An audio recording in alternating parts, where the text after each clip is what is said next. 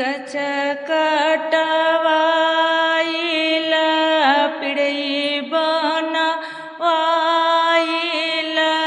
पिड़ई बनवाइला हो यारे से ही पिड़ई बैठे जीवत बनन बाबा देखा सासू हो महोला हो आरे से ही पिड़ही बैठे जीवत बनन बाबा देखा सासू हो महोला हो। हम तो से पूछी जीवत बनन बाबा कैसे तोर बरत होला कैसे तोर बरत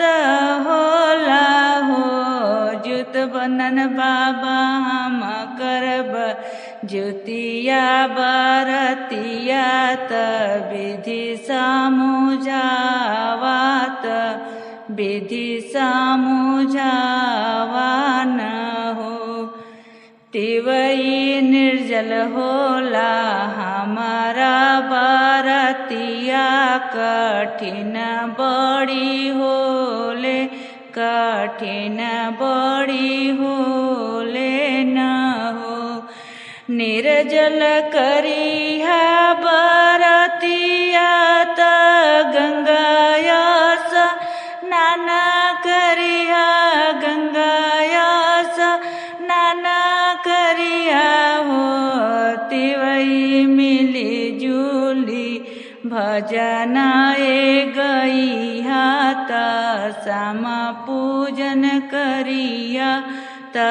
सामा पूजन करिया न हो सब मिल जुली पूजन करिया पूजन